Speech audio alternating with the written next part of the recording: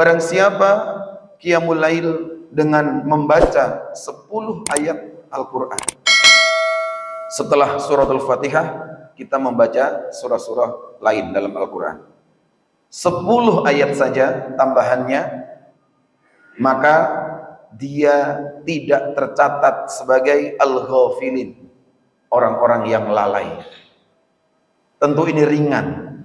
Seperti tadi sholat witir 1 rakaat, carilah bacaan surat minimal 10 ayat. Atau beberapa surat digabung boleh. Ketika orang yang berlatih qiyamul lail pertama kali, setelah isya, ba'diyah isya, sholat witir 1 rakaat, bacalah surat tambahan minimal 10 ayat. Tidak tercatat sebagai al-ghafilin. Kemudian yang kedua, barang siapa qiyamul lail setelah Al-Fatihah membaca surat-surat tambahan 100 ayat, maka akan Allah catat minal qanitin, termasuk hamba-hamba Allah yang disebut al-qanitin, yang tunduk patuh pada perintah Allah.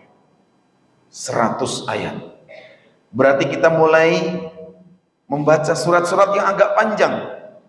Kita mulai menambah hafalan kita untuk peningkatan sholat malam kita. Karena kalau kita membaca bagaimana Nabi sholat malam, para sahabat sholat malam, kita sangat malu. Nabi dalam 1 kali berdiri sholat malam, Al-Baqarah bisa khatam, beliau bayangkan. Seperti apa lamanya beliau berdiri dalam sholat malam beliau. Itu disaksikan oleh Hudzaifah yang menjadi makmum ketika Nabi sholat malam. Jadi derajat yang kedua, baca 100 ayat. Kemudian yang ketiga, barang siapa qiyamul lail membaca ayat tambahan 1000 ayat, maka Allah golongkan, Allah catat orang itu minal muqantirin. Apa itu al-muqantirin? Al-qintor adalah sebuah, kalau harta yang sangat banyak. Para ulama menggambarkan seperti gunung Uhud berupa emas. Tapi ini bukan pahala dunia, ini pahala akhirat. 1000 ayat dalam sholat malam kita. Setelah kita mengetahui hadis ini, tentu timbul niat kita ingin lebih bisa menikmati qiyamul lail kita, lebih lama dalam sholat kita. Bisa mulai jam 1, bisa mulai jam 2, untuk menikmati malam panjang kita dalam munajat qiyamul lail kita. 1000 ayat. Para ulama mencontohkan 1000 ayat itu kira-kira juz 29 dan juz 30. Itu kalau dihitung seluruhnya sekitar 900, 1000 kurang sekitar 5 atau 10 ayat.